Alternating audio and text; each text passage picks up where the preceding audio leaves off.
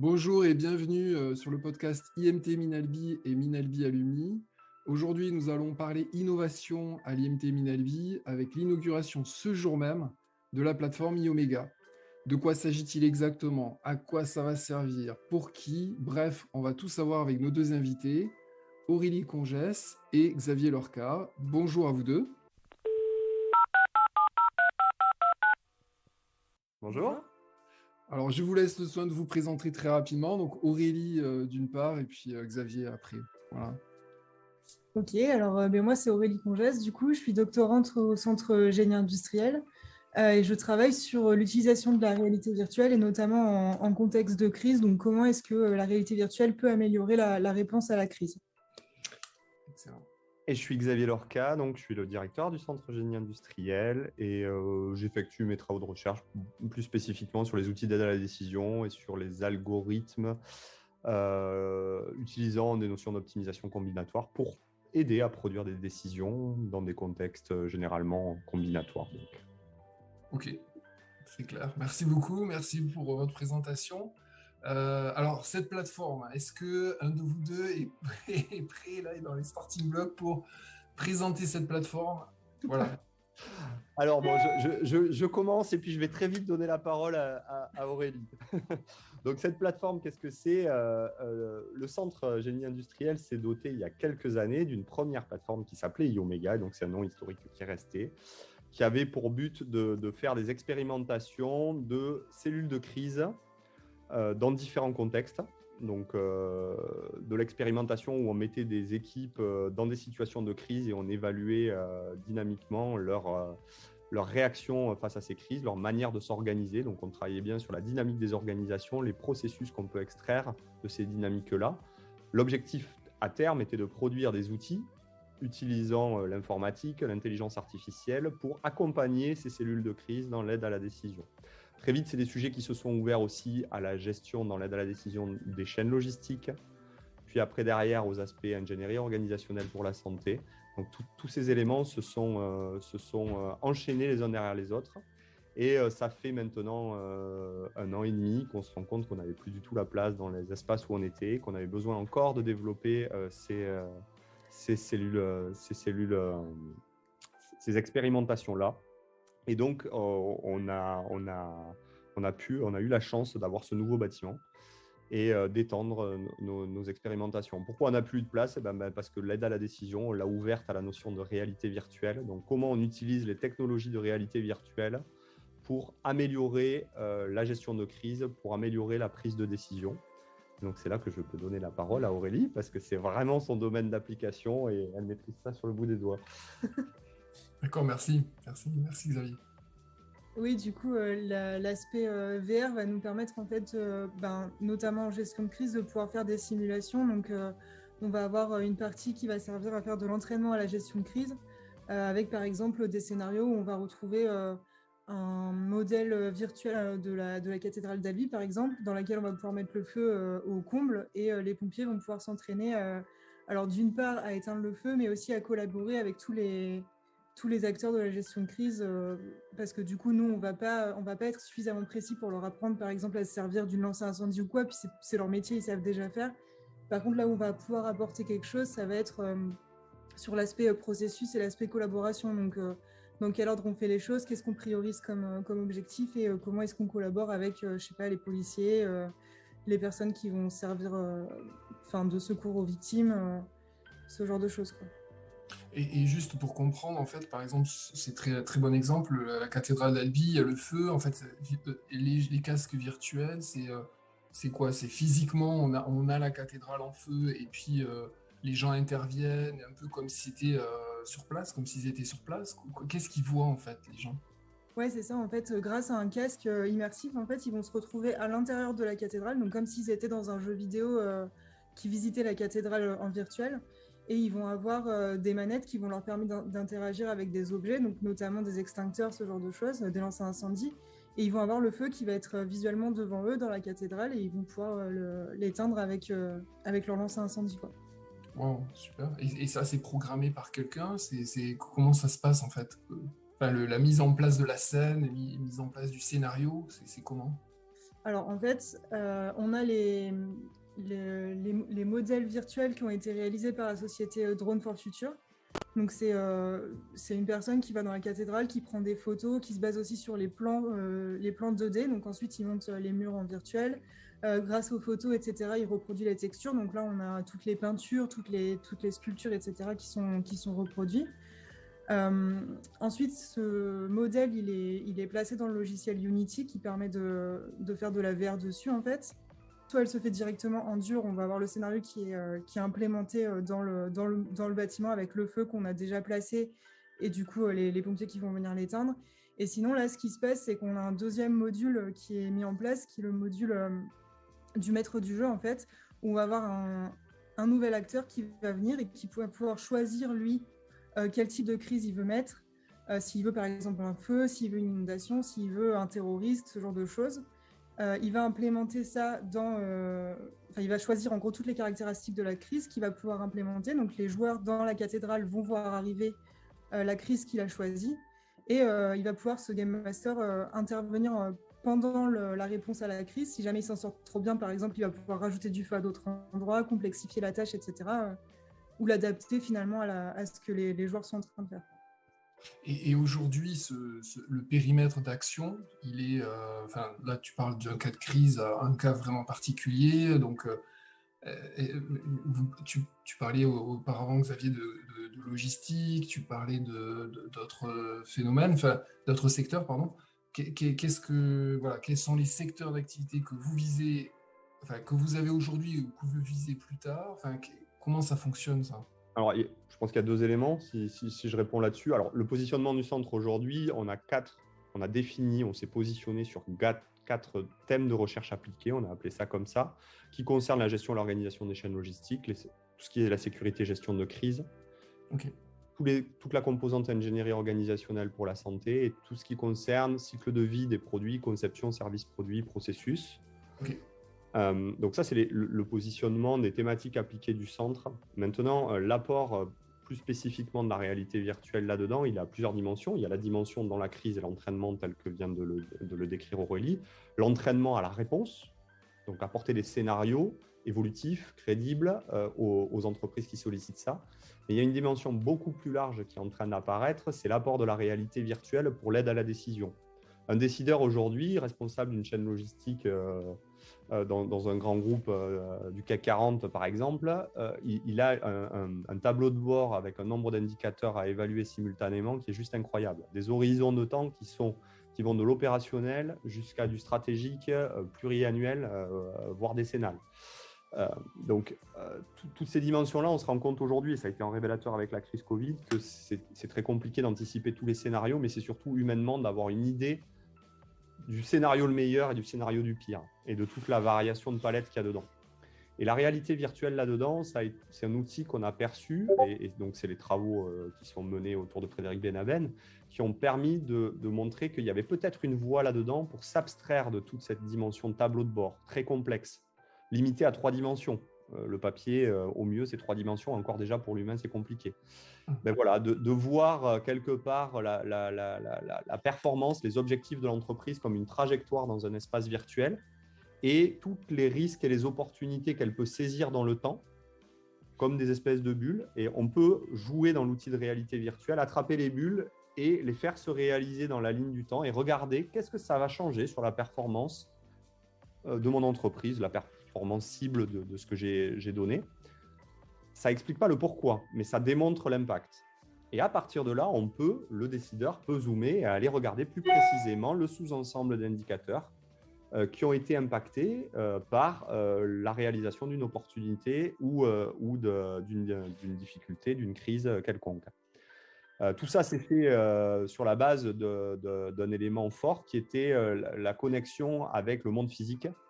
Dans le monde physique, de la physique aujourd'hui, il y a des équations qu'on connaît très bien, qu'on maîtrise très bien, puis il y a des interactions entre des lois physiques qu'on maîtrise mal et qu'on arrive à les caractériser que par expérimentation, par simulation.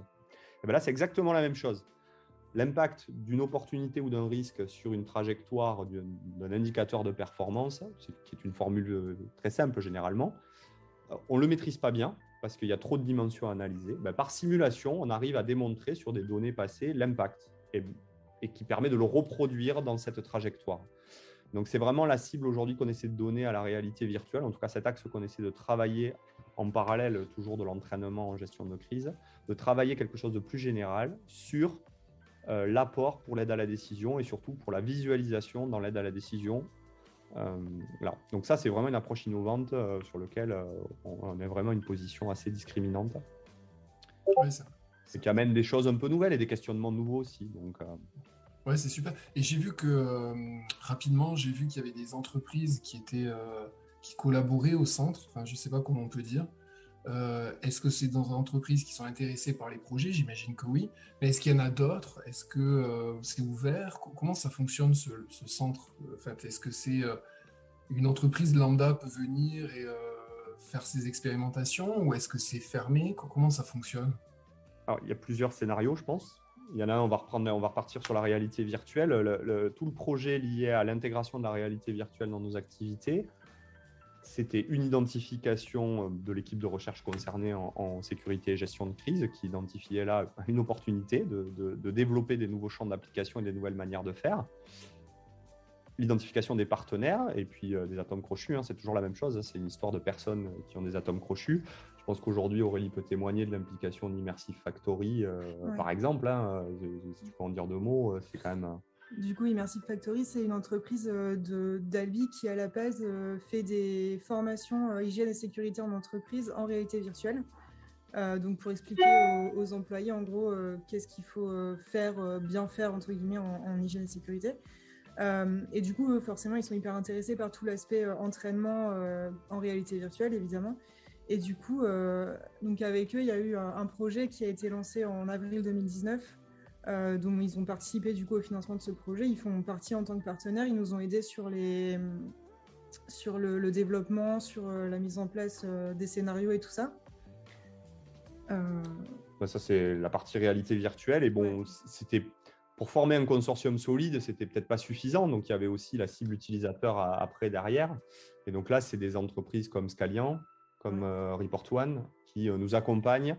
Là, plutôt sur le côté, on n'est plus sur la technologie réalité virtuelle, on est sur l'usage qui peut en être fait derrière, tel que je l'ai projeté précédemment, où on a ces sociétés qui sont un peu en veille technologique, donc qui financent, clairement, là on est bien, qui financent ces travaux de recherche amont, mais avec une ambition, c'est d'avoir accès à cette évolution technologique et d'être aux avant-gardes de solutions qui peuvent être vraiment en rupture pour leurs clients.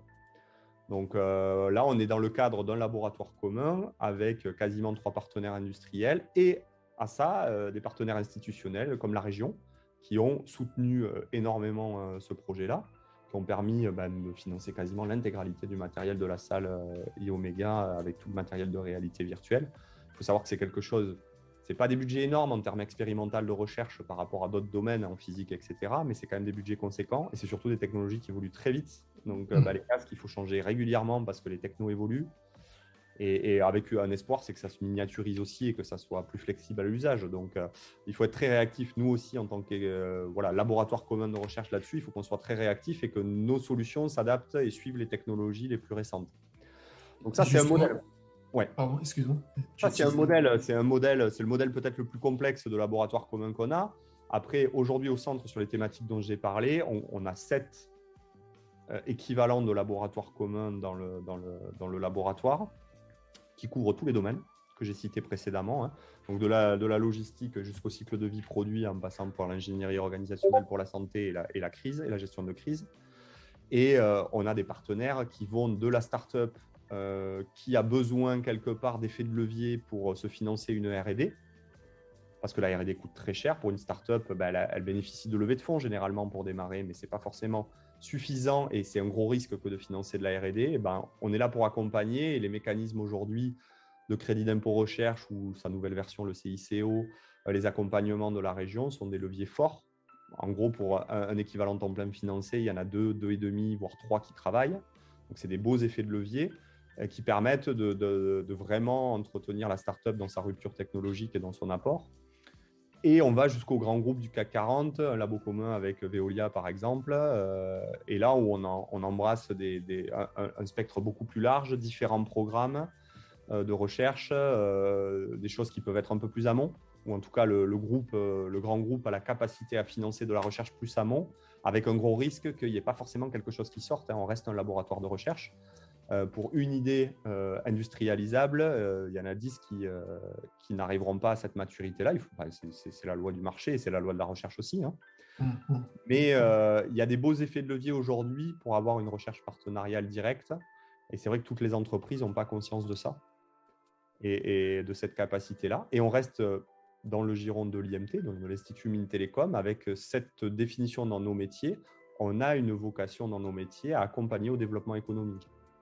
On n'est pas dans un laboratoire 100% recherche. Et justement, j'allais dire, c'est quoi votre ambition là-dessus en fait? Est-ce que vous avez une perspective à partager là-dessus? Est-ce que vous avez envie de grossir, de recruter encore plus de doctorants et de docteurs et de chercheurs?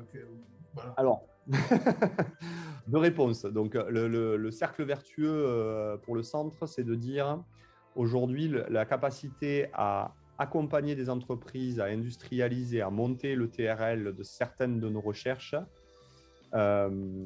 c'est quelque chose qui nous permet de nous financer. Beaucoup du financement, 95% du financement du centre arrive de fonds privés. Donc, c'est vraiment un chiffre important. Et donc, quelque part, on bénéficie de ce qu'on a fait il y a quelques années et on le fait monter en maturité en partenariat avec des entreprises qui voient un intérêt pour la suite.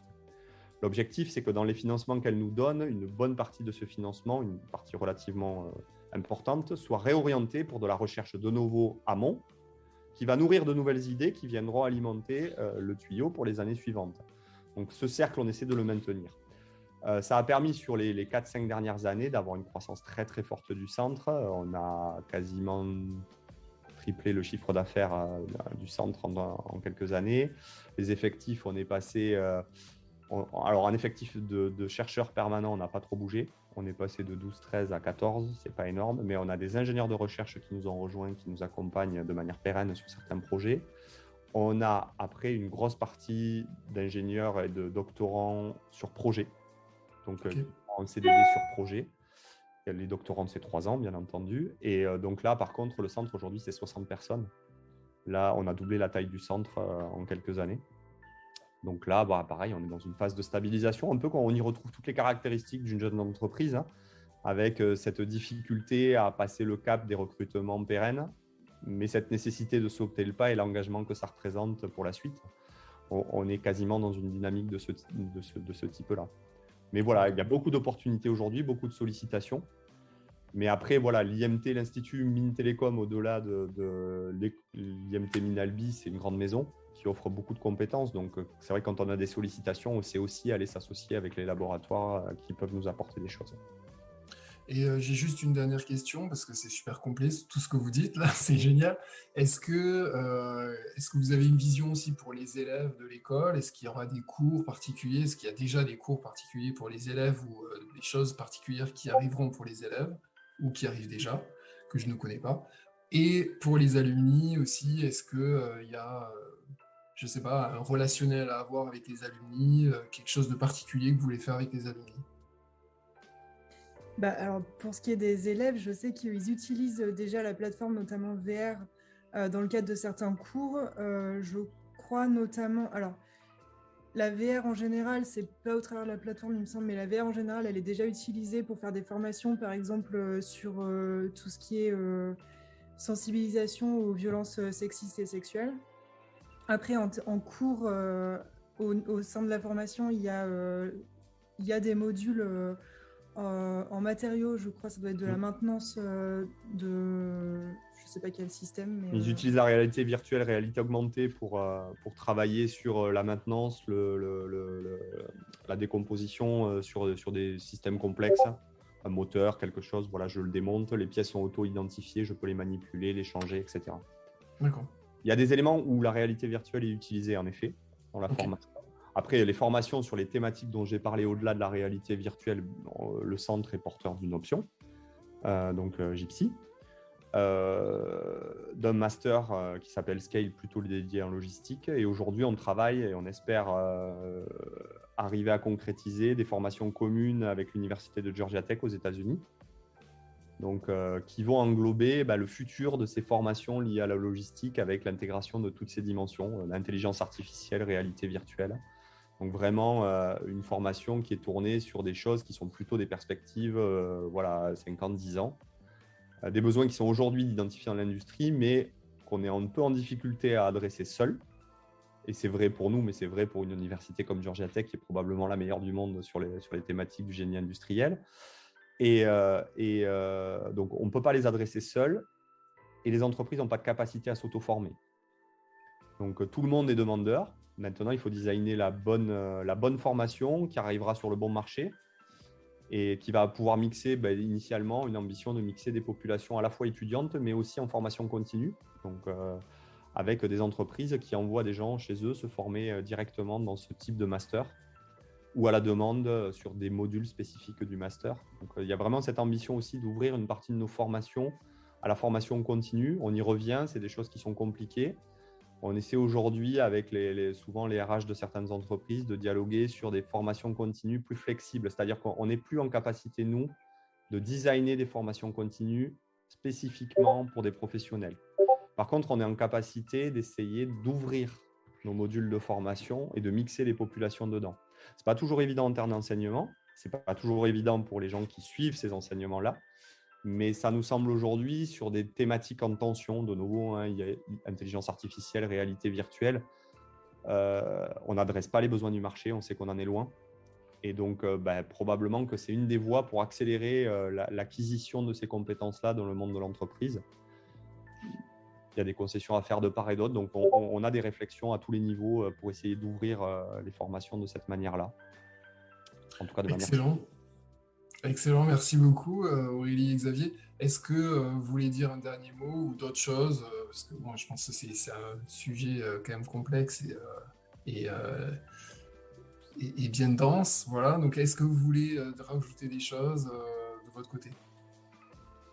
Alors moi, si je commence, non, juste une chose, comme on s'adresse aujourd'hui plus particulièrement aux alumni, je dirais que s'il y a besoin d'informations, il ne faut surtout pas hésiter à nous contacter. Dans la mesure du possible, on répond toujours et puis on essaie d'accueillir les gens pour leur montrer ce qu'on fait.